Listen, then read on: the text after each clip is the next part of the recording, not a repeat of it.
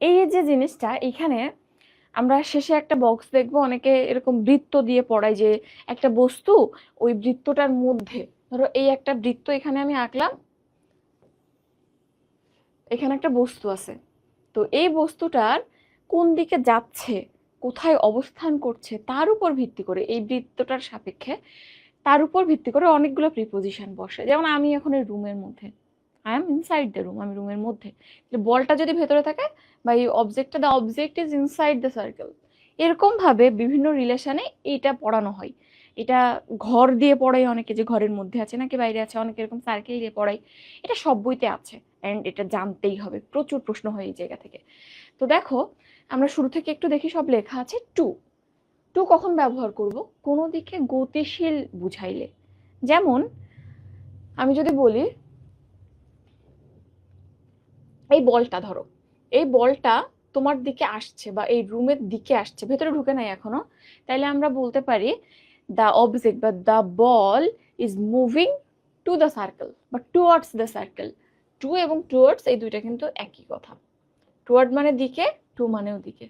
তাইলে যখন কোনো কিছুর কাছাকাছি অন্য কোনো বস্তু আসে তখন আমরা টু বা টুয়ার্ডস ব্যবহার করি। টু মানে তে, প্রতি, কাছে, এরকম বুঝাই। তাহলে দ্য বল বা the object is moving towards the cycle বা টু দ্য সাইকেল। ঠিক আছে, এখন তোমার ক্ষেত্রে তুমি বলতে পারো my friend is coming to me, আমার বন্ধু আমার কাছে আসছে। তাইলে টুটা দেখবা কোনো দিকে গতিশীল অবস্থা বুঝাই। ঠিক আছে, আচ্ছা। হ্যাঁ,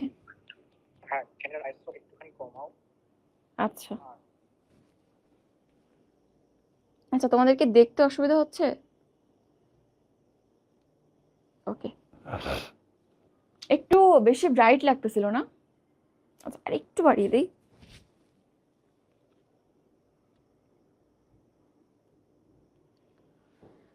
ওকে, বেশি জ্বলে যাচ্ছিল না? না, আলাদা করে নোট করার দরকার নেই, জাস্ট মন দিয়ে শুনো।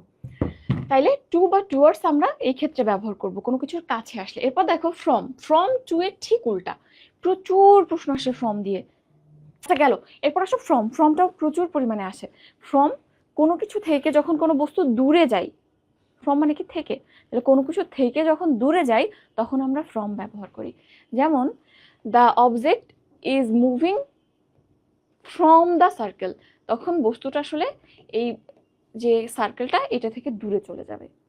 ফ্রমের আরো অনেক অর্থ আছে, যেমন হচ্ছে আমি অফিস থেকে বাসায় ফিরে একটু ঘুমাই, তাইলে কামিং ব্যাক ফ্রম অফিস।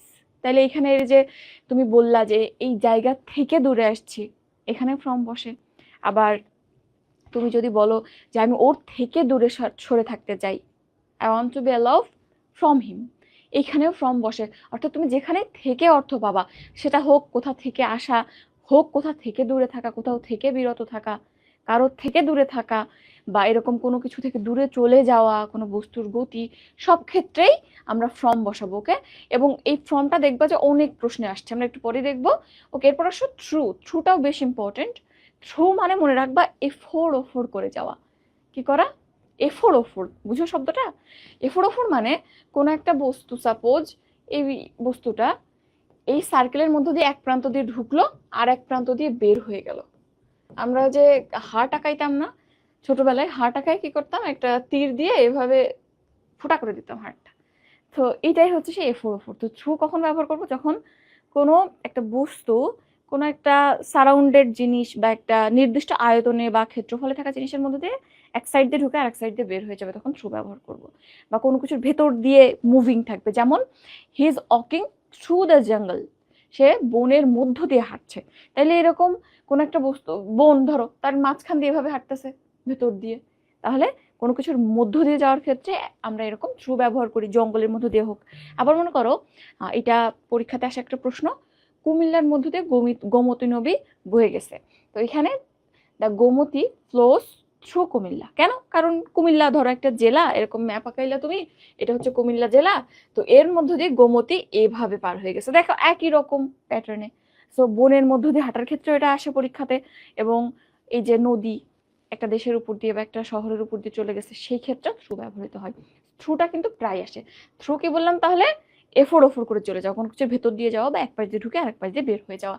এরপর দেখো ইনটু, এটা সবাই জানো, ইনটু হচ্ছে বাইরে থেকে ভেতরে ঢোকা, বদ্ধ কোনো জিনিসের ভেতরে ঢোকার ক্ষেত্রে আমরা ইনটু ব্যবহার করি। যেমন এইটা একটা রুম, রুমের ক্ষেত্রে 4টা দেয়াল থাকে, মোটামুটি সারাউন্ডেড, হ্যাঁ, জানলা থাকলেও তুমি জানলা দিয়ে বের হয়ে যাইতে পারতেছো না, দরজার মতো না।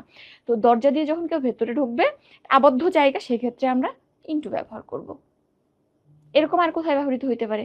তুমি কারে উঠতেছো, মোটামুটি কারও তো বদ্ধ একটা জিনিস, তো গাড়ির মধ্যে ওঠার ক্ষেত্রেও আমরা আমরা ইনটু ব্যবহার করি। তো এই রুমের ক্ষেত্রে চিন্তা করো, he is coming into the room, সে রুমের ভেতরে আসছে।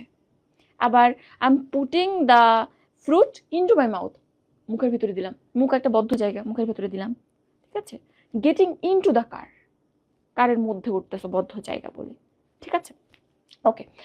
তাহলে এই ইনটুটাও আমরা দেখব, বদ্ধ হইতে হবে, এটা হচ্ছে শর্ত, নাইলে আবার ইন হয়। আচ্ছা, এরপর দেখো আউট অফ। আউট অফ মানে এটা যেমন আমরা বলতেছিলাম টু এর উল্টা ফ্রম, তেমনি ইনটু এর উল্টা আউট অফ। কোনো বদ্ধ জায়গা থেকে যখন কিছু বের হয়ে যায় তখন আমরা আউট অফ ব্যবহার করি। যেমন he is getting out of the room, সে রুমের বাইরে চলে যাচ্ছে। একটা আউট অফ, তুমি আউট দেখেই বুঝতে পারছো আউট মানে বাইরে। আউট অফের আরেকটা অর্থ বা ব্যবহার আছে, সেটা হচ্ছে যে আমরা যখন বলি যে 10-এর মধ্যে 5 পেয়েছি, তাইলে I have obtained 5 out of 10। তাইলে যখন আমরা নির্দিষ্ট একটা স্কোরের মধ্যে অবটেইনড স্কোর বুঝাই, তখন এরকম আউট অফ ব্যবহৃত হয়। এটা তো শুনছো তোমরা। তাহলে হ্যাভ অবটেইনড 5 আউট অফ 10। এরপর দেখো ইন। ইন কখন ব্যবহৃত হয়, আউটসাইড কখন ব্যবহৃত হয়, এরাও আবার দুজনের সূত্র অপোজিট। ইন মানে কোনো কিছু ভেতরে থাকা। আমরা যখন বলেছিলাম ইনটু, তখন কি বলেছিলাম? কোনো গতিশীল বস্তু বাইরে থেকে ভেতরে আসছে। আর আউট অফ, গতিশীল বস্তু হাঁটতে হাঁটতে বাইরে চলে যাচ্ছে। জাস্ট ইন এবং আউটসাইডের কনসেপ্টটা একই রকম, পার্থক্য কোথায়? ইনটু গতিশীল ছিল, ইনটা স্থির। অর্থাৎ আমি যে রুমের মধ্যে এখন দাঁড়ায় আছি, আমি কি বলবো? I am in the room, আমি রুমের মধ্যে। তাহলে এটা কিন্তু ইম্পর্টেন্ট। গতিশীল হলে ইনটু, আর স্থিত অবস্থা এক জায়গায় থাকলে আবদ্ধ জায়গায় ইন। আউটসাইড কখন হবে? বাইরে মনে করো একজন মানুষ দাঁড়ায় আছে, the person is outside the room, রুমের বাইরে দাঁড়িয়ে আছে, স্থির, ঠিক আছে, ওকে।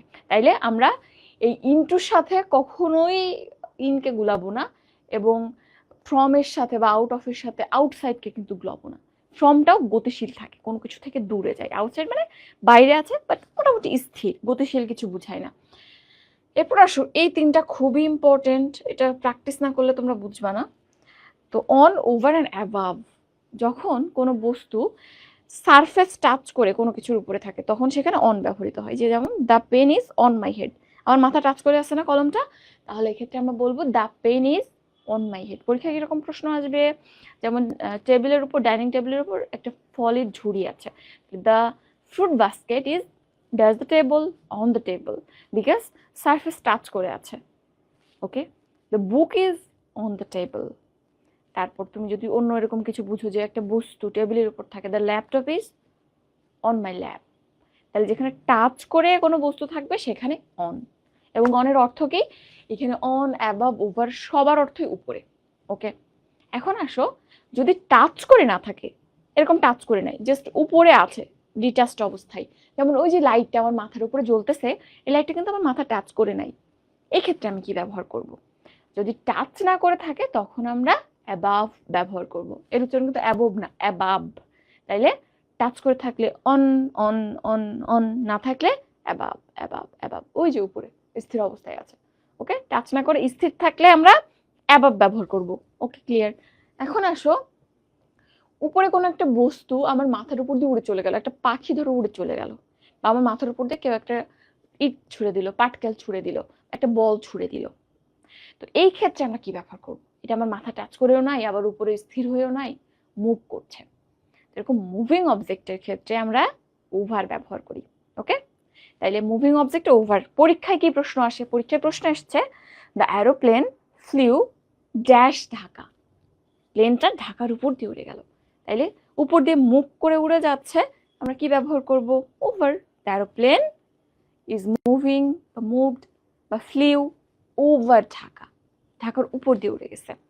তারপর তুমি মনে করো যে একটা ব্রিজ নদীর এক প্রান্ত থেকে আরেক প্রান্তে চলে গেছে, এটাও কাইন্ড অফ এরকম না যে তুমি যদি ব্রিজে নিজে চলো তাহলে কি মনে হবে যে আমি একটা বস্তুর উপর দিয়ে এমনি টাচ না করে চলে যাচ্ছি নদীর উপর দিয়ে, এরকম না। তো ব্রিজের ক্ষেত্রে জাস্ট ওই কনসেপ্টটা মনে রাখো যে একটা জিনিস এভাবে এভাবে চলে গেছে, তুমি যখন বলবা ব্রিজটা কেমন দেখতে, তাও তো তোমাকে এভাবে দেখাইতে হবে। তো যেহেতু তুমি মুভ করে এটাকে ডিরেকশন বর্ণনা করছো বা ব্রিজের কাজটাই ওইটা, আমরা ব্রিজ নদীর উপর থাকা, the bridge is over the river, এখানেও আমরা ওভার ব্যবহার করব। ঠিক আছে, এই দুটো মনে থাকবে। এছাড়া তুমি তো বাকিগুলো বুঝতেই পারবে, কেউ তোমার মাথার উপর দিয়ে বল ছুড়ে দিল, পাখি উড়ে গেল, সমস্ত ক্ষেত্রে আমরা ওভার ব্যবহার করব। ওকে, পরীক্ষার প্রশ্ন, পরীক্ষায় আসা প্রশ্ন কিন্তু এগুলো। এরপর আসো আন্ডার অ্যান্ড বিলো। তো এখানে আন্ডার যে শব্দটা, আন্ডার বিলো দুইটার অর্থ নিচে। বস্তুগত কোনো জিনিস বা অবস্থান, অ্যাকচুয়ালি অবস্থান বুঝাইতে, দুনিয়াবি অবস্থান বুঝাইতে আমরা আন্ডার ব্যবহার করি। যেমন টেবিলের নিচে পিসি বক্সটা আছে, the PC box is under the table. তাইলে এখানে বস্তু, একটা বস্তু আসলে আছে, সেই ক্ষেত্রে আমরা আন্ডার ব্যবহার করব। আর ধরো তোমার থেকে আমার পড়াশোনার লেভেল একটু খারাপ, তাইলে এই ক্ষেত্রে আমরা বিলো ব্যবহার করব। Your grade is below mine. আসলে গ্রেড তো নিচে থাকে না, একটা গ্রেড একটু উঁচু একটা একটু নিচু এমন না, জাস্ট তোমার কন্ডিশনটা বুঝাচ্ছে, your condition is below mine. তাহলে যে সমস্ত ক্ষেত্রে তুমি অ্যাকচুয়ালি বস্তুগত কিছু বুঝাবা সেখানে আমরা আন্ডার ব্যবহার করব। আর যদি বস্তুগত না জাস্ট কোয়ালিটেটিভ কিছু বুঝাই সেক্ষেত্রে আমরা বিলো ব্যবহার করব। পরীক্ষায় কি প্রশ্ন আসে, the cat is dash the table, তাইলে এখানে বিড়াল আছে একটা কোথায়, টেবিলের নিচে। এটা তো কোয়ালিটেটিভ কিছু না, অবস্থানগত কিছু, বস্তুগত কিছু। So you have to use under. এটা বুঝছো? বিলো খুব একটা আসে না তোমার, তোমার আসবে আন্ডার। আন্ডার কখন? নিচে অবস্থানের ক্ষেত্রে ব্যবহৃত হয়। কোন ক্ষেত্রে? বস্তুগত কোনো জিনিস। বুঝছো? আশা করি এটা ক্লিয়ার হয়েছে। অনেকে বলবা যে আপু এগুলো তো পরীক্ষায় আসে না, বা তুমি কি পড়াচ্ছ, পরীক্ষাতে তো এরকম জিনিস পাই না। তুমি বই খুলে দেখো এখন পাও কিনা। আমি কিন্তু বলেও দিলাম তোমাকে যে কি প্রশ্ন আসলে এখান থেকে আসে, তো একটু দেখবা। এখন আসো আমরা একটু, আমি এখানে লিখে দেবো ছোট ছোট জিনিস, অনেক কিছু লেখা আছে এখানে। তো স্থানের ক্ষেত্রে, স্থান হইতে পারে ছোট্ট একটা গ্রাম, যেমন আমার নিজের গ্রামের নাম হচ্ছে নলতা। তো আমি যখন ছোট্ট একটা গ্রাম নলতাকে ইন্ডিকেট করব তখন একরকম প্রিপোজিশন হবে। এখন আমি কই থাকি? ঢাকাতে থাকি। ঢাকা বড় একটা জায়গা, বড় এরিয়া, বড় শহর, সেই ক্ষেত্রে আরেকটা প্রিপোজিশন ব্যবহৃত হবে। ওকে, খুব ইম্পর্টেন্ট, প্রচুর পরীক্ষাতে আসে। বা ঢাকা বদলে ধরো আরো বড় শহর লন্ডন আছে, সেই ক্ষেত্রে আরেকটা প্রিপোজিশন। তাহলে যদি এরকম ছোট জায়গা বুঝাই, ছোট গ্রাম, ছোট জায়গা, ঢাকার মধ্যে একটা ছোট জায়গা ধরো লালবাগ, হইতে পারে মিরপুর, শ্যামলী, আগারগাঁও, এরকম ছোট জায়গার ক্ষেত্রে আমরা অ্যাট ব্যবহার করব। ওকে, কিরকম ছোট তুমি যদি বলো যে কিভাবে কম্পেয়ার করবো, তুমি জাস্ট মাথায় রাখো যে আমরা সাধারণত বিভাগীয় শহরগুলোর উপরে বা আগে ইন বসাইতে পারি, বা তার থেকে কম যদি মনে রাখতে চাও, ঢাকা বড় শহর, ঢাকার আগে ইন বসাবো। বাকি ছোট ছোট যত শহর আছে, বা এরকম বড় একটা শহর ধরো আরেকটা খুলনা, খুলনার মধ্যে যত ছোট জায়গা আছে, ঢাকার মধ্যে যত ছোট জায়গা আছে, সবার আগে আমরা কি বসাবো? অ্যাড বসাবো। তাইলে ছোট জায়গার আগে অ্যাড। আর এই যে বড় শহর, ঢাকা আসছে, লন্ডন আসছে তোমাদের পরীক্ষাতে, এই দুইটা সিটি সাধারণত আসে পরীক্ষাতে, তো এদের আগে আমরা ইন বসাবো। ঠিক আছে, তাহলে ছোট জায়গার আগে অ্যাড, বড় জায়গার আগে ইন। অ্যাট, অ্যাট দিয়ে মনে রাখবা র্যাট। র্যাট ইঁদুর ছোট নাকি বড়? ছোট জিনিস, বিড়ালের তুলনায় ইঁদুর ছোট একটা জিনিস। সো এখানে আমরা ছোট জায়গার আগে বসাবো। ঠিক আছে, ওকে। এরপর আসো আমরা সময়ের ক্ষেত্রে কি ব্যবহার করব। সময়ের ডেভিয়েশনটা আরো বিস্তৃত। সময়কে আমরা 3 ভাগে ভাগ করব। একটা হচ্ছে 24 ঘন্টার একটা পিরিয়ড, 24 ঘন্টা। আর একটা হচ্ছে লেস দ্যান 24 আওয়ার, আর একটা হচ্ছে গ্রেটার দ্যান 24 আওয়ার। ওকে, তো এখানে আসলে আমি কি বুঝাইতে চাচ্ছি তোমাদেরকে, দেখো বুঝাইতে চাচ্ছি যে তোমাদের সময়টা 3টে প্যাটার্নে থাকবে। একটা থাকতে পারে 24 ঘন্টার কোন একটা পিরিয়ড উল্লেখ। 24 ঘন্টার পিরিয়ড কিরকম? যেমন একটা দিন, সানডে, মানডে, এরকম কিছু যদি উল্লেখ থাকে সেটা কিন্তু 24 ঘন্টার। শনিবারে কত ঘন্টা? রাত 12টা থেকে পরের দিন 11টা 59 পর্যন্ত 24 ঘন্টা। আবার আমি যদি একটা তারিখ বলি, 4 তারিখ, 5 তারিখ, 5 মে, কত ঘন্টা? 24 ঘন্টা। তাহলে এখানে কোনো ডেটও থাকতে পারে, তাহলে এরকম বার বা তারিখ 24 ঘন্টার পিরিয়ড। এর থেকে বড় পিরিয়ড কোনটা? উইক বলতে পারো, ইয়ার বলতে পারো। কমনলি তোমাদের ক্ষেত্রে বছরটা আসে, ইয়ার আসে। তাহলে এর থেকে বড় পিরিয়ড হচ্ছে ইয়ার, 24 ঘন্টার বেশি গেল দুইটা। আর 24 ঘন্টার কম কোনটা? ধরো 24 ঘন্টার কমের ক্ষেত্রে তুমি বলতে পারো নুন বলতে পারো, ডন বলতে পারো। নুন মানে দুপুর, অবশ্যই 24 ঘন্টার থেকে কম। তারপরে 10 PM বলতে পারো, বা যে কোনো দিনের যে কোনো সময়ের কথা তুমি বলতে পারো। ওকে, তো এই তিনটা ক্যাটাগরিতে আমরা ভাগ করি। খুবই সহজ এটা, এখান থেকে প্রচুর প্রশ্ন আসে এবং খুবই সহজ। মনে রাখো, যদি এরকম 24 ঘন্টার কোনো পিরিয়ড বোঝায়, সেটা দিন দিয়ে বুঝাইতে পারে, বার দিয়ে বা তারিখ দিয়ে, যেভাবে বুঝাইতে পারে, এই ক্ষেত্রে আমরা অন ব্যবহার করি। 24 আওয়ার্সে আমরা অন ব্যবহার করি, ঠিক আছে? I went there on Sunday. I went there on 5th May. Okay, on কখন ব্যবহার করব? 24 ঘন্টার পিরিয়ডে। যদি 24 ঘন্টা থেকে বড় হয়, যেমন বছরের ক্ষেত্রে, our liberation took place in 1971, তাহলে যখনই আমরা 24 ঘন্টা থেকে বড় সময় চলে যাব, আমরা ইন ব্যবহার করব। ওকে, আর 24 ঘন্টার থেকে কম যে পিরিয়ড গুলা, এই ক্ষেত্রে আমরা অ্যাট ব্যবহার করব। ঠিক আছে? অ্যাটনিন, অ্যাটনিন, এভাবে লেখো, অ্যাটোনিন, ATONIN, অ্যাটোনিন দিয়ে মনে রাখবা। ছোট সময়, তার থেকে একটু বড় সময়, তার থেকে একটু বড় সময়, অ্যাট, অন, ইন, অ্যাটোনিন। ঠিক আছে? তাইলে এটা ক্লিয়ার হয়েছে? At noon, at dawn, at 10 PM, at 1 AM, anything. তাহলে এই তিনটা জিনিস আমাদের লাগবে। এখানে অনেক এক্সাম্পল আছে, আমরা যখন প্র্যাকটিস করব একেবারে তোমার ক্লিয়ার হয়ে যাবে। ঠিক আছে? ওকে, তাইলে এটার স্ক্রিনশট চাইলে একটা নিতে পারো, আর আমি মুছে দিব না হইলে। ওকে, আসো এরপর এই যে এই জিনিসটা এখানে আমি লিখে দিয়েছি, এইটা একটু দেখে নিবা। ঠিক আছে? ওকে, এরপর আরেকটা জিনিস দেখো, আমি যে বললাম ছোট জায়গার কথা, এখানে ছোট জায়গায় আরেকটা এক্সাম্পল দিয়েছে, এটা একটা পরীক্ষার প্রশ্ন। We will meet at Dhaka University. Dhaka University এটা ঢাকার ছোট একটা অংশ, অবশ্যই ঢাকার থেকে ছোট, ঢাকার জাস্ট মাঝখানে অল্প একটু জায়গা নিয়ে ঢাকা ইউনিভার্সিটি গঠিত। এই ক্ষেত্রেও আমরা ঢাকা ইউনিভার্সিটির আগে অ্যাট ব্যবহার করব, ওই একই লজিকে। ঠিক আছে? আচ্ছা, আর এই একটা জিনিস একটু দেখতে পারো, এটা হচ্ছে কোনো নির্দিষ্ট সংখ্যা, যখন আমরা কোনো কিছুর ভ্যালু ডিরেক্টলি সংখ্যায় প্রকাশ করি, তার আগে অ্যাট ব্যবহার করি। তাহলে ডিরেক্টলি সংখ্যা, যেমন এখানে দেখো নির্দিষ্ট সময়, সময় একটা সংখ্যায় প্রকাশ করি, পৃষ্ঠা নম্বর, তাপমাত্রা, গতি, হার, মূল্য, দাম, সবকিছু আমরা সংখ্যায় প্রকাশ করি। 10 টাকা, গতি ধরো 60 কিলোমিটার/আওয়ার, তাপমাত্রা 37 ডিগ্রি সেলসিয়াস, সমস্ত ক্ষেত্রে আমরা সংখ্যায় প্রকাশ করি।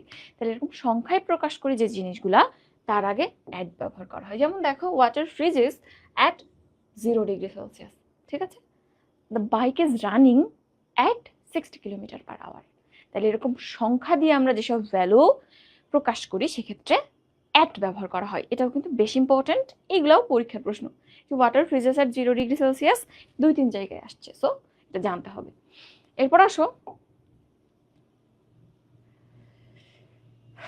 আচ্ছা, এরপর দেখো, আমরা এই পার্টটা তোমাকে যেটা বললাম, যে তুমি যদি অ্যাজ এ হোল মনে রাখতে চাও, ঢাকাকে বড় সিটি হিসেবে মনে করে তুমি পরবর্তী ক্ষেত্রে অন্যগুলোকে ছোট বলতে পারো। হ্যাঁ, তবে একটা আইডিয়াল চিন্তা আছে, বা আইডিয়াল একটা রুল হচ্ছে, তুমি বড় যে শহরগুলো, ঢাকা, ঢাকা কি, ঢাকা একটা বিভাগ, কোনো সমস্যা নেই।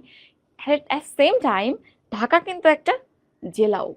যেহেতু ঢাকা জেলার আগে আমরা ইন ব্যবহার করছি, তোমার কাছে বাংলাদেশের যে কোনো জেলা আসুক, একটু সম্মান দেখায় তুমি সবার আগে ইন বসাই দিবা।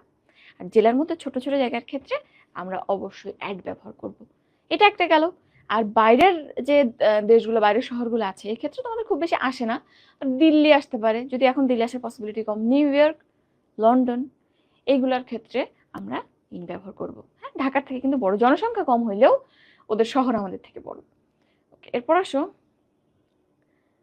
আচ্ছা, এরপর আরেকটা জিনিস তোমাকে একটু বলি, আমি সবগুলো এই প্যাটার্নে বলবো না, দু একটা জিনিস তোমাদের বোঝার সুবিধার্থে একটু সিম্পলিফাই করে বা একটু অন্যরকম করে বলবো। যেমন এখানে দেখো, তোমার গায়ে একটা পোশাক আছে, তুমি একটা পোশাক পরে আছো, এটাকে দুইভাবে এক্সপ্রেস করা যায়, যেমন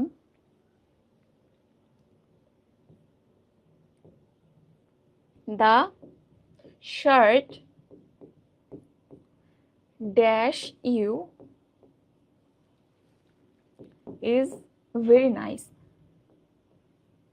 তোমার গায়ের উপর যে শার্টটা, গায়ে যে শার্টটা পরে আছে এটা খুবই সুন্দর। এই একটা প্যাটার্ন। আর একটা হইতে পারে you are dash a nice shirt. এটা কিন্তু পরীক্ষায় আসে, শাড়ি দিয়ে আসে, শার্ট দিয়ে সাধারণত আসে না, শাড়ি দিয়ে আসে। তো যখন আমরা এই প্যাটার্নে ব্যবহার করব, গ্যাপের পর যে পোশাকটা পরে আছে সে উল্লেখ থাকবে, সেই ক্ষেত্রে একরকম। আর যদি বস্তুটা পরে আছে সেটা যখন গ্যাপের পর থাকবে আরেক রকম। তো আমি পোশাকটা পরে আছি, তুমি দেখো তো পোশাকটা আমার গায়ের সাথে লেগে আছে না? ঠিক যেমন এই পেনটা মাথার উপর লাগাইছিলাম, মাথা টাচ করেছিল, ঠিক একই রকম ভাবে আমার এই পোশাকটা আমার গায়ের সাথে লেগে আছে। The dress is on me বা অন মাই বডি। তাহলে যখন যে পরে আছে তার নামটা পরে উল্লেখ থাকবে, এই ক্ষেত্রে অন ব্যবহার করব। The shirt on you is very nice. ঠিক আছে, এই প্যাটার্নটা দেখেছো? তাহলে দ্য শার্ট বা this kurti is on me, the shirt is on me, আমার গায়ে লেগে গেছে এই জন্য বলতেছি। তাহলে যখন যে পরে আছে সেটা উল্লেখ থাকবে তখন অন বসবে। হ্যাঁ, এটা কিন্তু খুব বেশি পরীক্ষাতে আসে। একটু পর দেখবা, একটা আরেকটা এক্সাম্পল আছে। আচ্ছা, কি জানো ছিল একটা, the girl on the red sari, এরকম একটা প্রশ্ন আসছিল। আচ্ছা, আরেকটা হচ্ছে যখন যে পরে আসো যে জিনিসটা সেটা উল্লেখ থাকবে তখন কি হবে? You are in a nice shirt. ঠিক আছে, you are in the room, আর এখন you are in a nice shirt. কেন রুমের আগে ইন বসাচ্ছ? তুমি তো জামার মধ্যে ঢুকে আসো, রুমের মতো ঢুকে আসো না, এই যে আমি জামার মধ্যে এখন ঢুকে আসছি, তাহলে এখানে ইন হবে। ক্লিয়ার? গায়ের সাথে জামা লেগে থাকে, তোমার উপর লেগে থাকে, তুমি যদি পরে থাকো অন। আর জামার মধ্যে তুমি যেহেতু ঢুকে আসো, যেমন I am in the room, তেমনি I am in the kurti. Okay, আশা করি ক্লিয়ার হয়েছে। এটা কিন্তু পরীক্ষায় আসে এবং প্রচুর ভুলাও তোমরা, এত ভুল করো, আমি নিজেও ভুল করতাম। সো এটা ক্লিয়ার করে দিলাম। এরপর আসো আমরা পরে যাই। আচ্ছা, তুমি কি এটার ব্যবহার জানো? বাই মানে বিসাইড, বাই মানে যে বিসাইড, এটা কি তুমি জানো?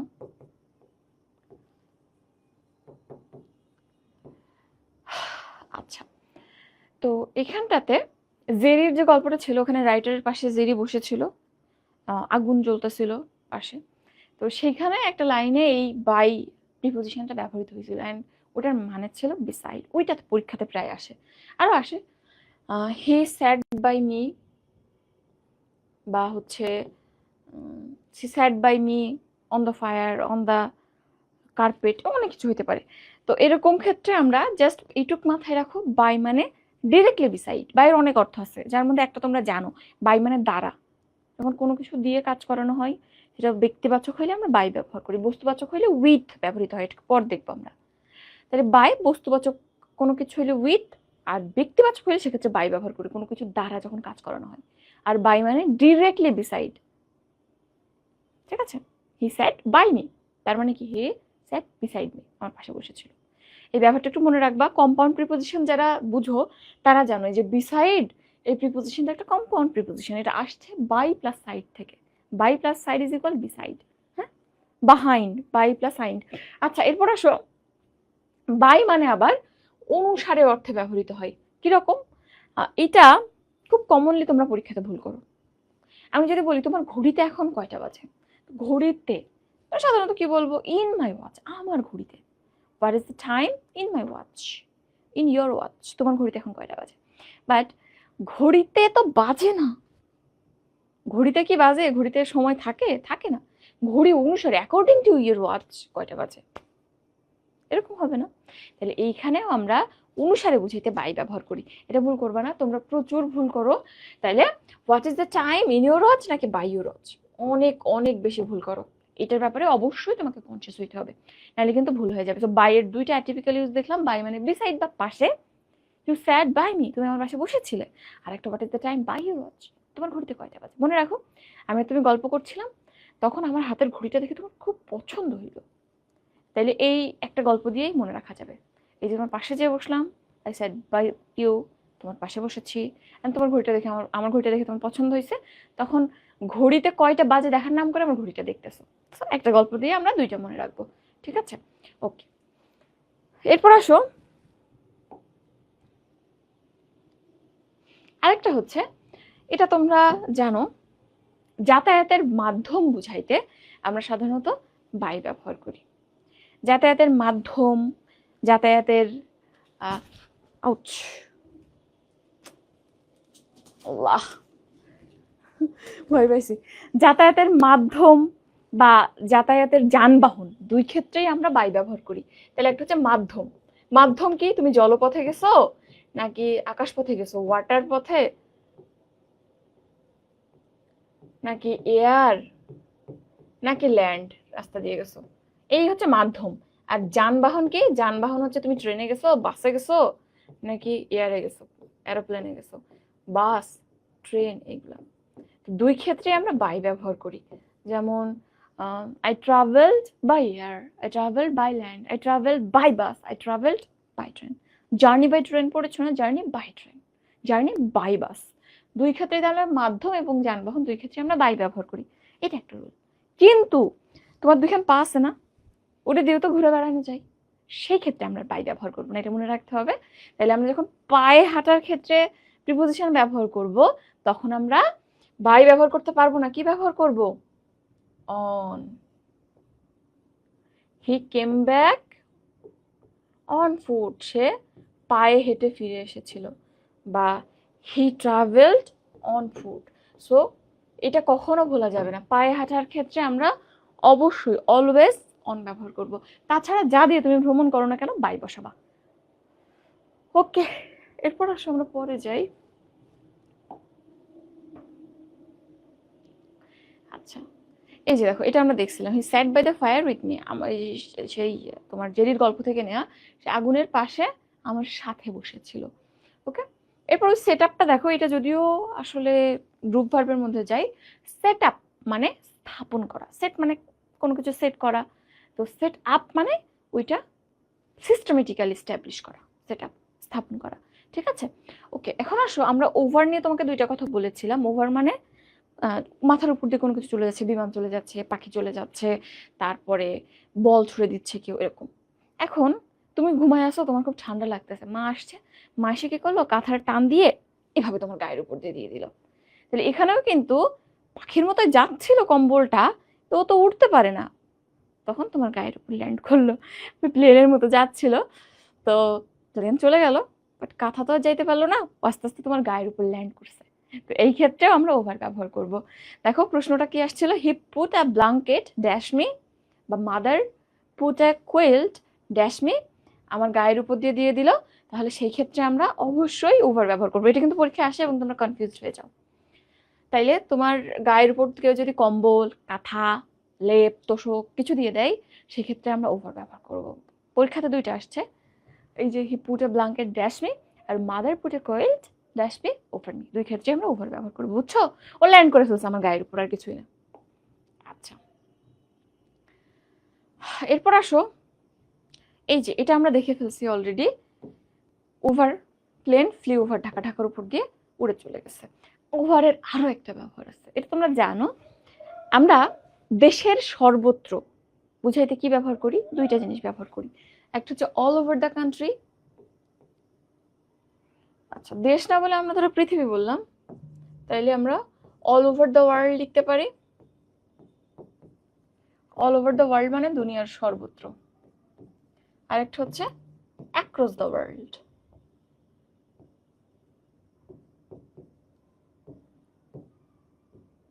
ঠিক আছে, তো এই দুইটার অর্থই হচ্ছে সমগ্র পৃথিবী জুড়ে। So all over the world, তুমি যখন বলতেছো পুরো পৃথিবীটাকে আমি একসাথে ধরতেছি, সামিয়ানা দিয়ে পুরো পৃথিবীটাকে একসাথে ঢেকে নিলাম, তাইলে পুরো পৃথিবীটাকে বোঝানো হইলো। আবার অ্যাক্রস দ্য ওয়ার্ল্ড মানে, অ্যাক্রস মানে আড়াআড়ি রিলেশন বুঝি, যেমন হচ্ছে এখান থেকে বাসটা দেখা যাচ্ছে, এটা একটা অ্যাক্রস রিলেশন, তাহলে পুরো পৃথিবী এরকম এরকম অ্যাক্রস রিলেশন দিয়ে জালের মতো করে আমি ঘিরে ফেলবো, এটাও অ্যাক্রস। তাহলে অ্যাক্রস দ্য ওয়ার্ল্ড হইতে পারে, অল ওভার দ্য ওয়ার্ল্ড হইতে পারে, অ্যাক্রস দ্য কান্ট্রি হইতে পারে, হতে পারে না, across the country, all over the country. তাহলে এই দুইটা হচ্ছে অ্যাক্রস আর ওভারের একটু স্পেশাল ইউজ, বাট এই দুইটা আশা করি তোমরা জানো। হ্যাঁ, তারপর দেখাই দিলাম, কারণ কিছু জিনিস সবসময় অ্যাডমিশনে থাকে যেগুলো সহজ, এবং সহজ মনে করে তোমরা ভুল করো। আচ্ছা আচ্ছা, যারা আছো ক্লাসে, বুঝতেছো নাকি আর একটু টাইম নিয়ে বলবো? বলেন।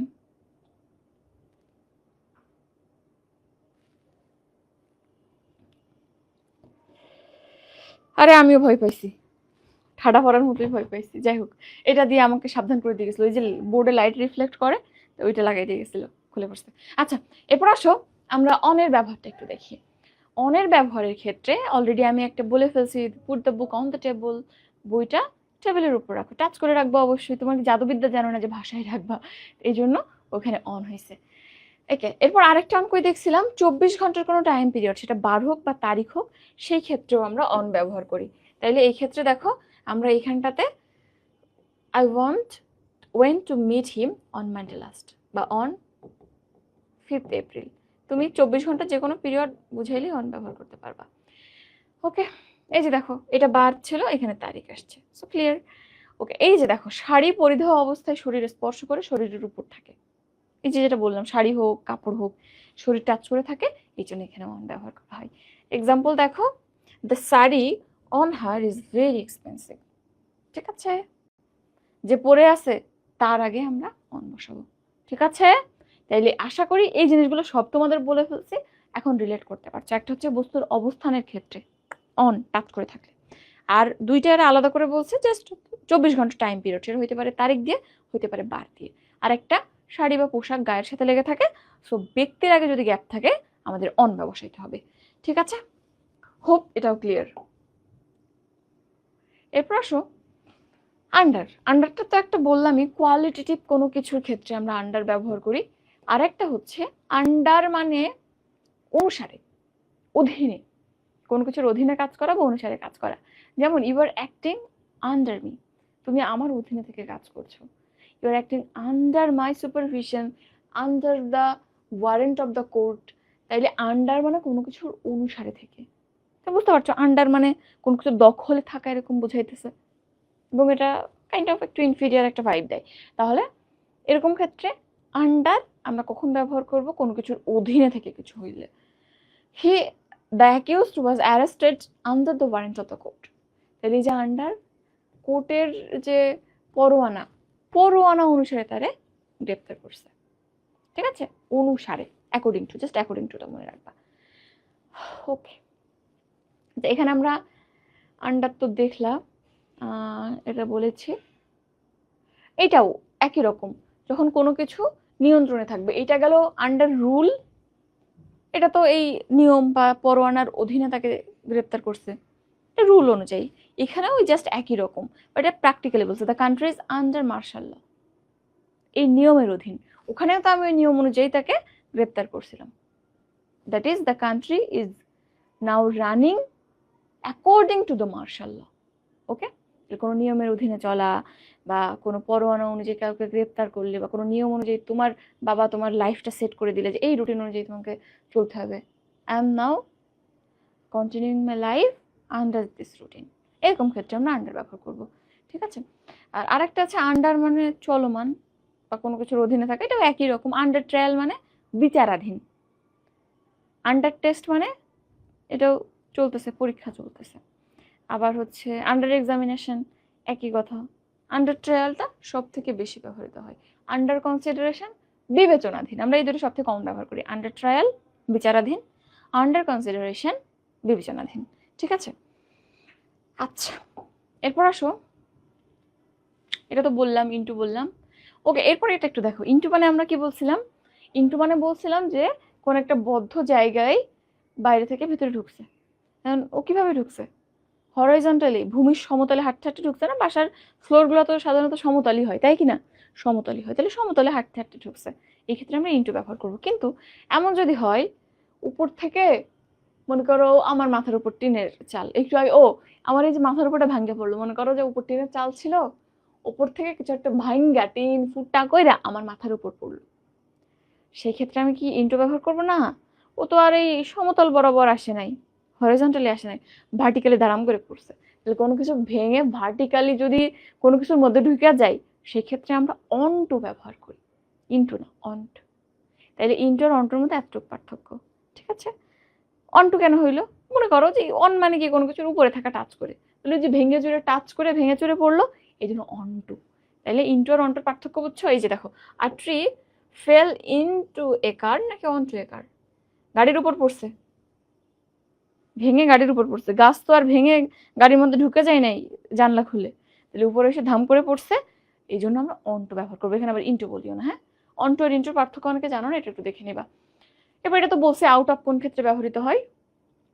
ওকে, এরপর আসে অ্যালং এন্ড অ্যাক্রস। এই দুইটাও খুবই ইম্পর্টেন্ট। ধরো এইখানে একটা নদী আছে বা রাস্তা আছে, তুমি একদিন দুপুর বেলা নদীতে সাঁতার কাটছো।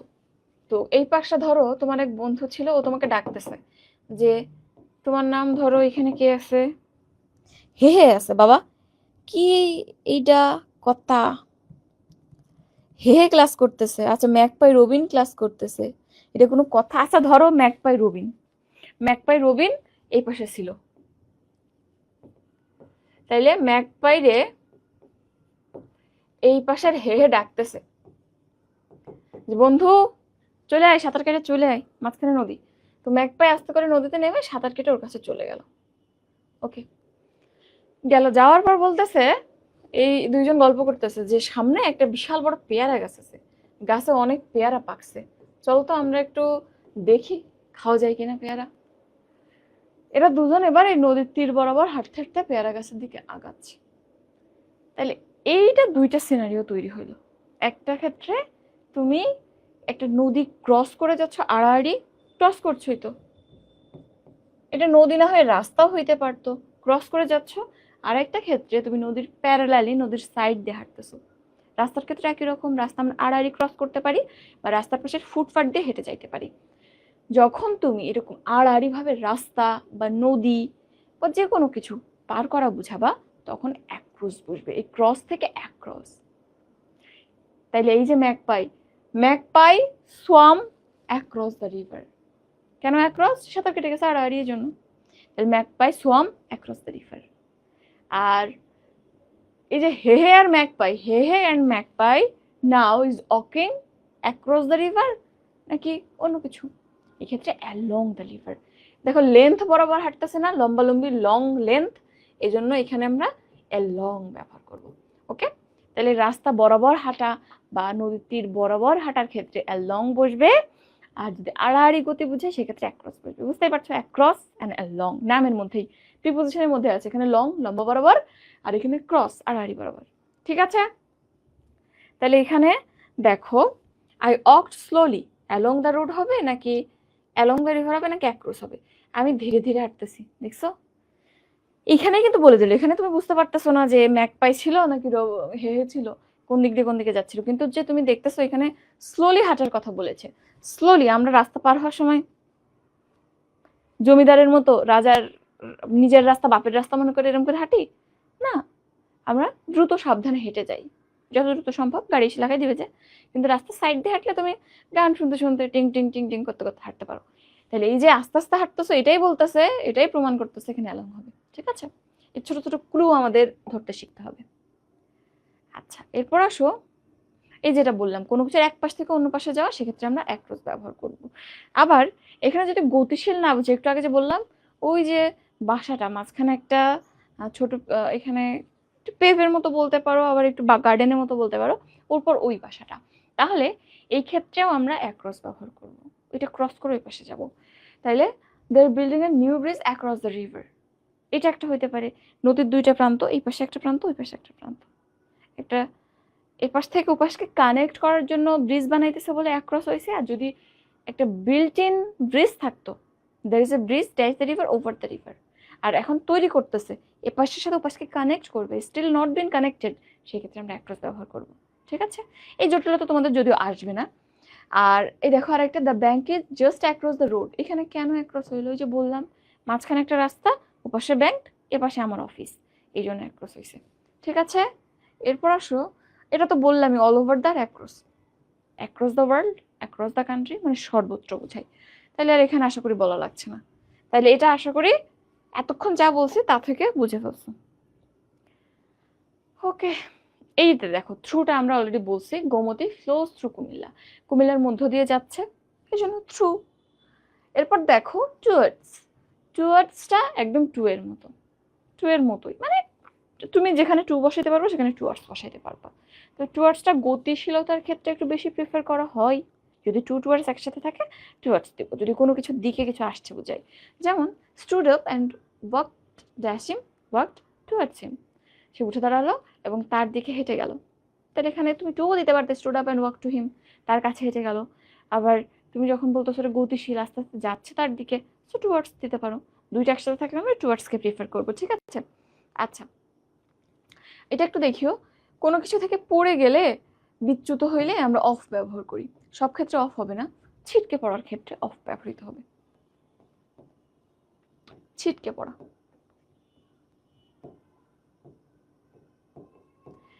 তো কেন ছিটকে পড়ার ক্ষেত্রে আমরা অফ বললাম? ধরো একটা গাছে তুমি উঠেছো, এই ধরো একটা গাছ,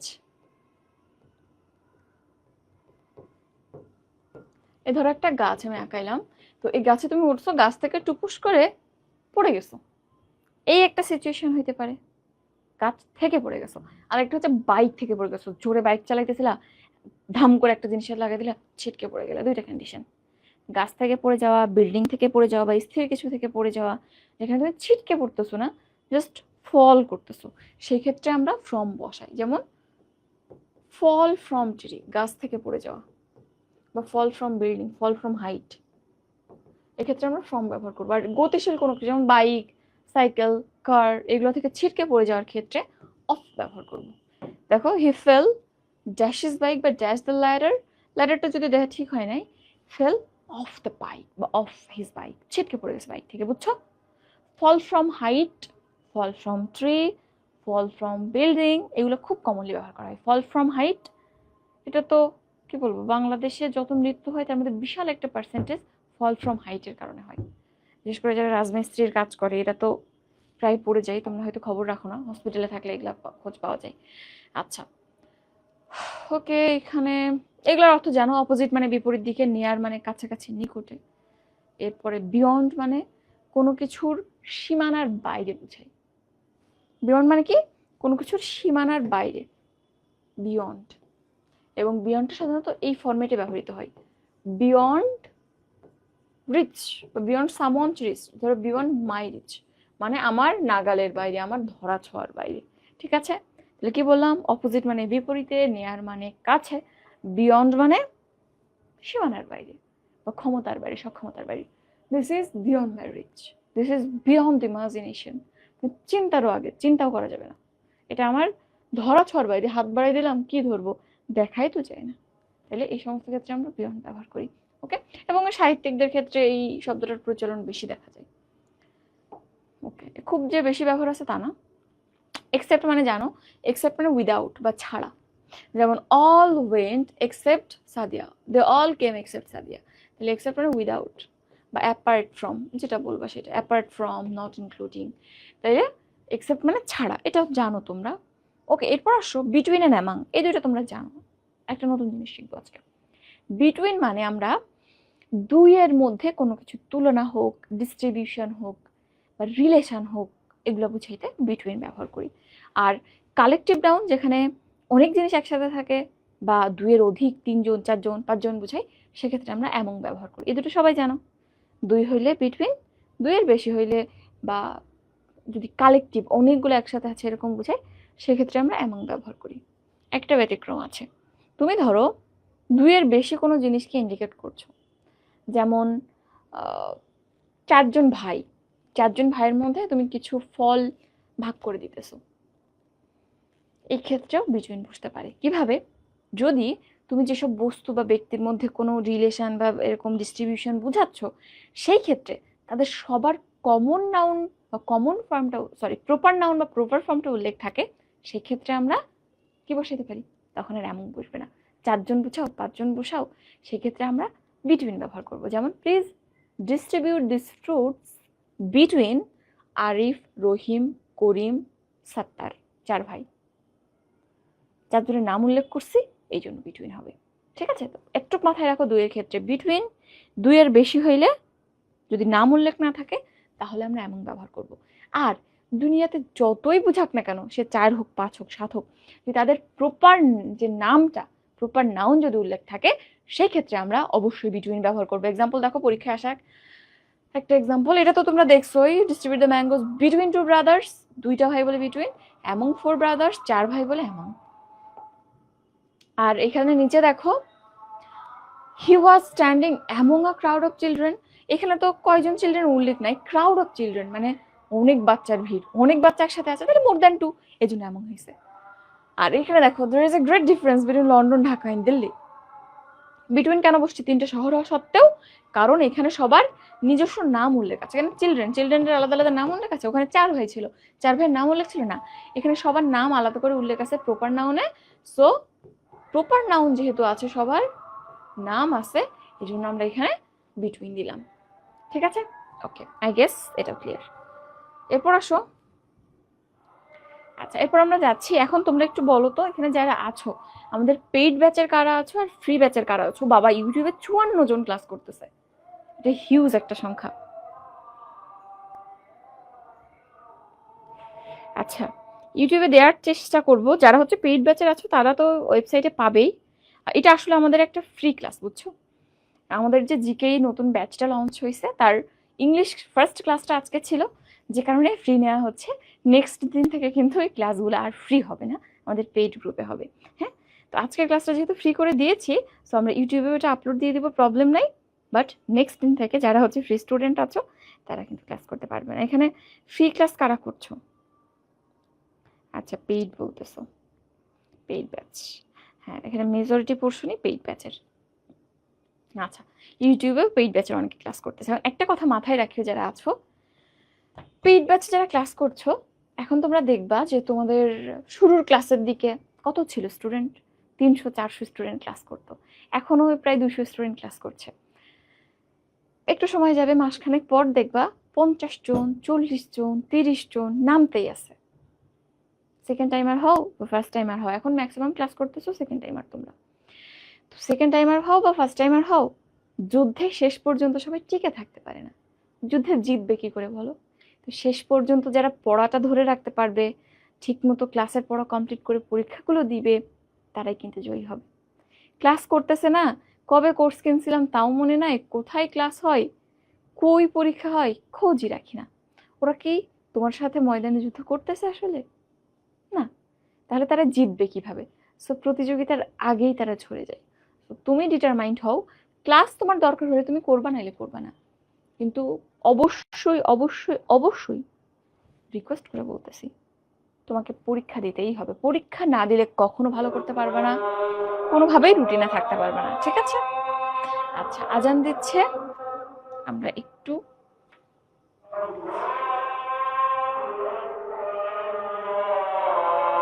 আচ্ছা যেটা বলতেছিলাম, ইউটিউবের ক্লাসটা পেইড ব্যাচে হচ্ছে, কিন্তু আমাদের ফেসবুকের যে ক্লাসটা ওইটা আবার ফ্রি, আমাদের যে নেডিওলজি পেজ, ওই পেজে হচ্ছে, সেটা বলতেছিলাম।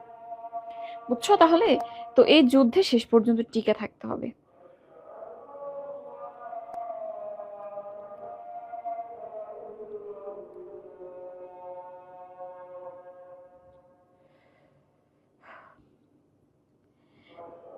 আর যদি কোনো ইস্যু থাকে, যে কোনো প্রবলেমে, আমরা কিন্তু অলওয়েজ অ্যাভেলেবল আছি। টেলিগ্রামে তোমরা দেখছো কিনা জানি না, টেলিগ্রামে তোমাদের যে জিকে আলাদা গ্রুপটা খুলে দেওয়া হয়েছে, ওটা ডেডিকেটেড জিকে এর জন্য। ইংলিশের যে কোনো প্রবলেমের জন্য তোমরা আমাকে একটু মেনশন করে গ্রুপে মেসেজ দিবা। ইনবক্সে মেসেজ দিলে যেটা হয়, অনেক মেসেজের ভিড়ে নিচে চলে যায়, কিন্তু তোমার গ্রুপটা কিন্তু আমার পিন করা থাকে। আমার মেনশন মেসেজগুলো আমি দিন শেষে একবার করে দেখি। আর তুমি যদি আমাকে সুন্দর করে মেনশন করে মেসেজ দাও, সুন্দর করে গুছায়, আমি সাথে সাথে রিপ্লাই দিয়ে দিব। ফোন যদি আমার হাতে থাকে, আমি অ্যাভেলেবল থাকি। তো যে কোনো প্রবলেমে তোমরা আমাদের হেল্প নিতে পারছো, ক্লাস করতে পারছো, এক্সাম তো দিতে পারছোই। এবং যদি তোমার নিয়ত ভালো থাকে, তোমার যদি পরিশ্রম করতে পারো, ইনশাল্লাহ সফল হবে। ঠিক আছে? আচ্ছা, ওকে, তো আসো এরপর আমরা যাই। এখানে আর দুইটা জিনিস আছে, এটা আমাদের অনেক টপিকের ক্ষেত্রে লাগে, টেন্সে লাগে, এখানে লাগছে। Period of time end point of time. Period of time মানে কি? পিরিয়ড মানে একটা সময়সীমা, পরীক্ষার সময়সীমা কত? সাধারণত 3 ঘন্টা, 2 ঘন্টা, 1 ঘন্টা, 5 ঘন্টা। তাহলে সময়সীমা মানে একটা duration of time, period of time.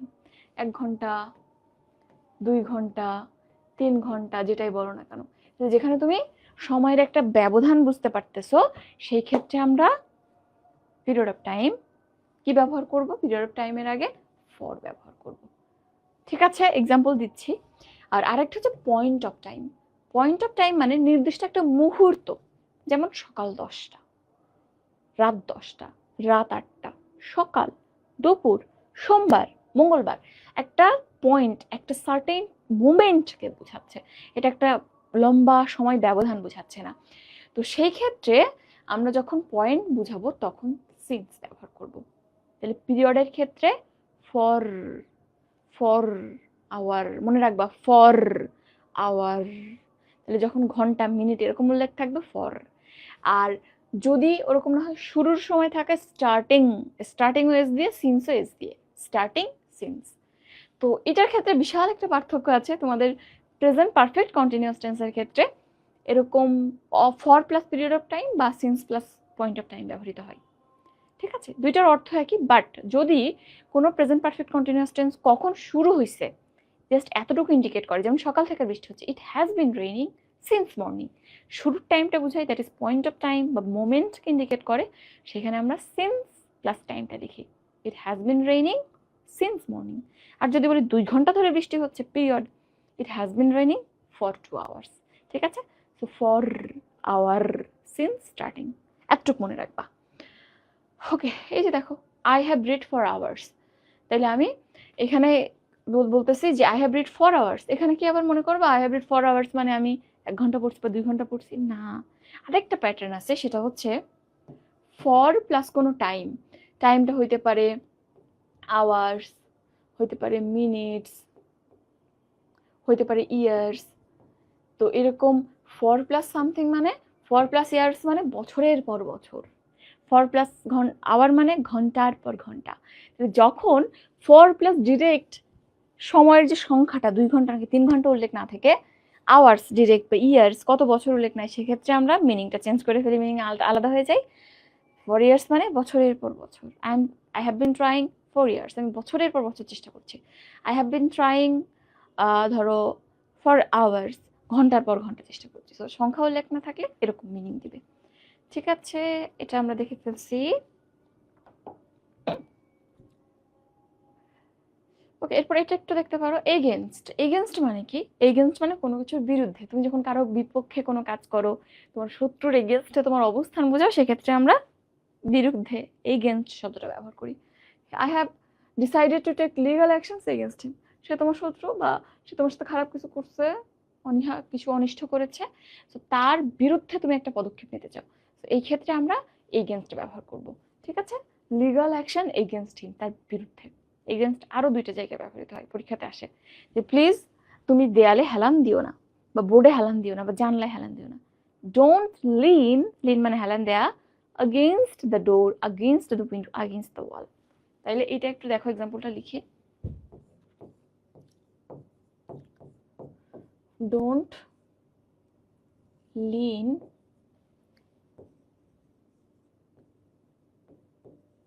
against the wall, দেয়ালে হেলান দিতে নিষেধ করতেছি।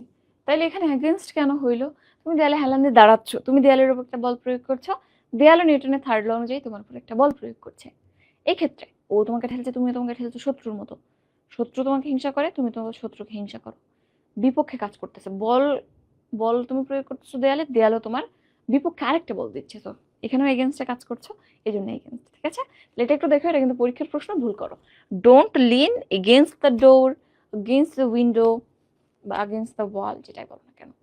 এরকম আরেকটা আছে, push the bed against the wall, খাটটা আমি ঠেলতে বলতেছি দেয়ালের দিকে, দেয়ালের এগেনস্টে। একই রকম, তুমি হেলান দিয়ে দাঁড়াচ্ছ বা খাট ঠেলতেছো, সেই বলই তো প্রয়োগ করতেছো। এরপর এটা একটু দেখিও, অ্যাবাউট। অ্যাবাউটের একটা অর্থ আছে, অ্যাবাউট মানে সম্পর্কে, I am talking about you, আমি তোমার সম্পর্কে কথা বলছি। আরেকটা হইতে পারে অ্যাবাউট মানে প্রায়, আই এম অ্যাবাউট 24, আমার বয়স প্রায় 24 বছর। আরেকটা অ্যাবাউট আছে, he is about to die, মানে সে প্রায় মরমর অবস্থা। যদি এখানে দুইটা অ্যাবাউটের অর্থ একই, আই এম অ্যাবাউট 24 মানে আমার প্রায় 24 বছর হতে গেল, he is about to die মানে সে প্রায় মরতে বসছে এরকম। তাহলে এই দুই ক্ষেত্রেই আমরা অ্যাবাউট ব্যবহার করি। আর একটা হচ্ছে সম্পর্কে, যেটা তুমি জানো নর্মালি, এই যে দেখো পরে আছে। তাহলে অ্যাবাউটের এই দুইটা ব্যবহার তুমি দেখলা, ঠিক আছে। এরপর আসলে আমরা পরে যাই। এরপর এটা আসলে লাগে না, সব বইতে না, এই রুলটা মাস্টারে আছে, একটু দেখো। যখন তোমার বাসার ঠিকানা আমি উল্লেখ করব, বাসার ঠিকানা দুইভাবে উল্লেখ করা যায়। কিভাবে? একটা আমি জাস্ট রোড এর নাম বলতে পারি, যেমন ধরো আমি থাকি কোথায়, ধরো থাকি কোথাও একটা থাকি ঢাকায়, ধরো কি রোড বলবো, এখানে যেটা আছে সেটাই বলি, বেইলি রোডে। তো আমি বেইলি রোডে থাকি, এটা বলা যায়। বা আমি হাউস নাম্বার উল্লেখ করে বলতে পারি, I live at 27 Bailey road, এটা বলতে পারি। তো দুই ক্ষেত্রে দেখো, আমরা একটু আগে যেটা পড়লাম, বড় জায়গার ক্ষেত্রে ইন বসে, ছোট জায়গার ক্ষেত্রে অ্যাট বসে। আর আমি যদি বলি আমি বেইলি রোডে থাকি, বেইলি রোড কিন্তু তুলনামূলকভাবে হাউস নাম্বার উল্লেখ করলে একটা বাসা নির্দিষ্ট হয়ে যায়, একটা বাসার ছোট জায়গা। তুমি যখন বেইলি রোড বলবে বিশাল একটা জায়গা, তাহলে তুলনামূলক বড় কোনটা? বেইলি রোড বড়। আর যখন হাউস নাম্বার বলবো 27 বেইলি রোড, তখন কিন্তু এটা ছোট হয়ে যায়। তো যখন হাউস নাম্বার উল্লেখ থাকে তখন তার আগে অ্যাট বসে, আর আদারওয়াইজ আমরা ইন বসাই। ঠিক আছে, অনটা আমেরিকান ইংলিশ অনুযায়ী ব্যবহৃত হয়, বাট আমেরিকান ইংলিশ তো আমাদের অ্যাকসেপ্টেড না, তো আমরা ইন বসাবো বড় ক্ষেত্রে। বা জাস্ট অ্যাজ এ হোল, তুমি বাসার পুরো অ্যাড্রেস দিতে চাচ্ছ না, এলাকার নাম বলতে চাচ্ছ, সেক্ষেত্রে তুমি ইন বসাবা। আর যদি এক্সাক্ট অ্যাড্রেস দিতে চাও, অ্যাট দিয়ে হাউস নাম্বার দিয়ে দিবা। ঠিক আছে। আচ্ছা, উইদিন মানে মধ্যে, এটা তোমরা জানো। I will be back within an hour, 1 ঘন্টার মধ্যে আমি ফিরবো। ওকে।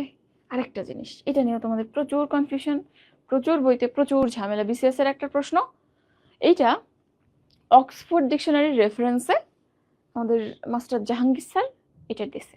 সো এটা অ্যাকসেপ্টেড সব জায়গায়, কারণ এটা অক্সফোর্ড থেকে আসছে, বেসিক জায়গা থেকে আসছে। বেসিক বই কোনটা? ইংলিশের অ্যাপেক্স মাস্টার, এগুলা।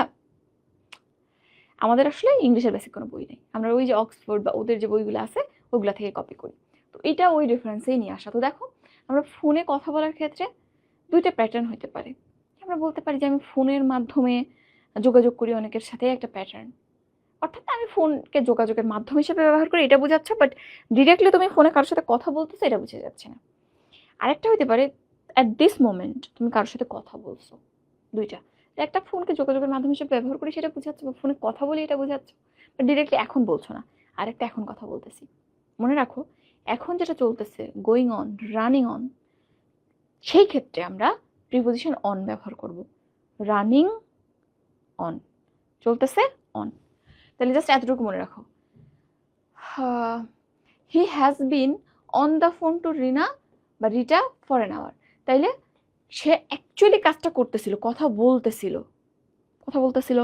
এটা এমনও হইতে পারে যে কথা, মানে আমি যেটা বললাম রানিং অন, চলতেছে, মানে অ্যাকচুয়ালি কাজটা চলতেছিল বা চলছে, এই ক্ষেত্রে আমরা অন ব্যবহার করব। আর আরেকটা হচ্ছে, আমি ওই সেন্টেন্সটাতে কোনো কথা বলা বুঝাবে না, বাট আমি ফোনকে যে যোগাযোগের মাধ্যম হিসেবে ব্যবহার করি এটা উল্লেখ থাকবে। তাহলে এই সেন্টেন্সটাতে বুঝতে পারছো যে রিটার সাথে সে কথা বলতেছিল, অ্যাকচুয়ালি কাজটা হচ্ছিল। ফর দ্যাট রিজন এখানে আমি ফোনের আগে অন ব্যবহার করেছি। আবার I am on the phone now, আমি এখন ফোনে কথা বলতেছি, তখন I am on the phone now এটা বলবো। ঠিক আছে, আসলে কথা হচ্ছে বা হচ্ছিল এই ক্ষেত্রে। আর এখানে দেখো, I like to do business by phone বা ওভার দ্য ফোন, আমি ফোনের মাধ্যমে ব্যবসা বাণিজ্য করতে ভালোবাসি, পছন্দ করি। তো এইখানে কিন্তু ফোনে কথা হচ্ছে এরকম কিছু বোঝাচ্ছে না, সে কথা বলে, হ্যাঁ ফোনে কথা বলার মাধ্যমে কাজ করে, এটা বুঝতে পারছো। বাট এখন কি কথা বলতেছে? নো। তাইলে এই ক্ষেত্রে আমাদের প্ল্যানটা চেঞ্জ হয়ে যাবে। দুইটা হইতে পারে এক্ষেত্রে, যদি ফোনের আগে আর্টিকেল দা থাকে তখন আমরা ওভার ব্যবহার করি, over the phone, over the phone. আর যদি শুধু ফোন থাকে, এর আগে কোনো আর্টিকেল না থাকে, বাই ফোন। তাহলে by phone, over the phone, by phone, over the phone. কয়েকবার বলো, মনে থেকে যাবে। আর যদি তাও মনে না থাকে, মনে করবা যে এখানে যেহেতু দা আছে একটা বড় ফ্রেজ, ওর সাথে আমি বড় প্রিপোজিশনটা বসাবো, আর না হইলে ছোট প্রিপোজিশন বাই। ক্লিয়ার হয়েছে? এটা অ্যাকচুয়ালি কথা হয় বুঝিতে অন, না হইলে বাই বা ওভার। যদি দা উল্লেখ থাকে ফোনের আগে বা টেলিফোনের আগে তখন ওভার, আদারওয়াইজ বাই। আশা করি ক্লিয়ার হয়েছে। ওকে, এটা তো তোমাদের আমি বলে ফেলছি, এটা একটু দেখে নাও, তারপরে ওই যে বক্স অনুযায়ী দেয়া আছে, মানে সেই রিলেশন অনুযায়ী। এরপর আমি তোমাদের প্র্যাকটিসে যাব। কি লিখছো? আওয়ারের পূর্বে ফর আর পয়েন্ট অফ টাইমের পূর্বে ফা বসবে। ফা বসবে মানে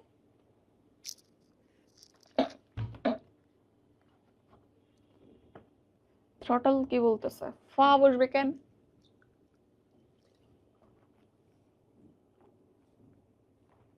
আচ্ছা,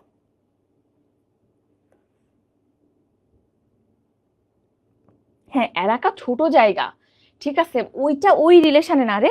এইটা তুমি আহ মানে কি বলবো, এইটা অ্যাড্রেসের ক্ষেত্রে, অনলি ফর অ্যাড্রেস, অনলি অ্যাড্রেসের ক্ষেত্রে ব্যবহার করা হয়, বুঝছো? বাসার অ্যাড্রেসের ক্ষেত্রে। আর ওইটা যে কোনো লোকেশনের ক্ষেত্রে ব্যবহার করা হয়। আমি যে তোমাকে বললাম বড় জায়গায় ইন, ছোট জায়গায় অ্যাট, ওইটা লোকেশন, আর এটা ডিরেক্ট অ্যাড্রেস। তুমি যখন হাউস, হোম এইগুলা ইন্ডিকেট করবে সেন্টেন্সের মধ্যে, তখনই এই রুল অ্যাপ্লাই হবে। আর এখানে আমি তোমাকে মনে রাখার জন্য কম্পারেটিভলি কম্প্যারিজন করে বললাম যে মোটামুটি রাস্তা একটা বিশাল বিস্তৃত জায়গা, সো এখানে আমরা ইন বসাবো, আর হাউস নাম্বার উল্লেখ থাকলে ছোট জায়গা, এই জন্য অ্যাড বসাবো, ঠিক আছে?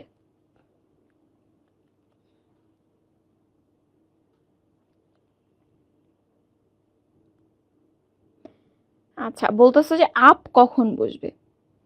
আপ হচ্ছে কোনো কিছুর উপরে, এবং ওই জিনিসটা ফিজিক্যালি নাই, জাস্ট কোয়ালিটেটিভ ভাবে যদি কোনো কিছু উল্লেখ থাকে, তখন আমরা সাধারণত আপ ব্যবহার করি। যেমন ইট ইজ রাইজিং আপ, এটা ঊর্ধ্বগামী, এটা উঠতেছে। তাহলে এই ক্ষেত্রে আসলে জিনিসটা কি বস্তু যে বেয়ে বেয়ে উঠতেছে না, কোনো কিছুর কোয়ালিটি ইমপ্রুভ করছে বা তোমার মার্কস ইমপ্রুভ করছে, সেক্ষেত্রে তুমি আপ ব্যবহার করবে, ঠিক আছে? ইংলিশে যাদের ল্যাকিং প্রচুর, আচ্ছা বুঝি নাই বলছো, আচ্ছা কোনটা বুঝো নাই?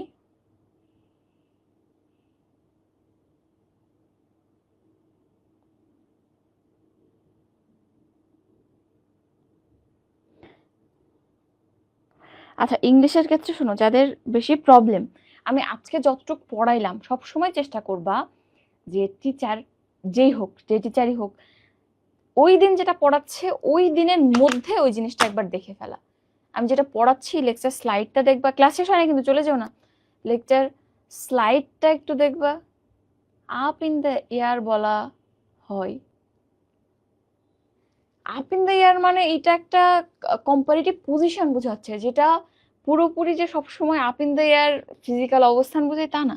তুমি mentally up in the air হইতে পারো, ঠিক আছে?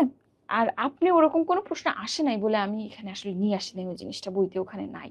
তো যেটা বলতেছিলাম, যাদের ইংলিশ নিয়ে প্রবলেম, তারা যেদিনের ক্লাসে স্লাইড ওই দিন একবার দেখে ফেলবা। বই আছে তোমার কাছে আমি জানি, তারপরও তুমি অবশ্যই আমি যেখান থেকে পড়াইলাম, যদি আসলে ক্লাস করে থাকো, একটু দেখে ফেলবা। তাতে আমি যে কথাগুলো বললাম এটা তোমার মেমোরি সার্কিটে আবার একবার ঘুরবে, একটু পার্মানেন্ট মেমোরির দিকে যাইতে থাকবে। ফার্স্ট অফ অল এটা করবা। এরপর তুমি একটু বইটা খুলে বসবা,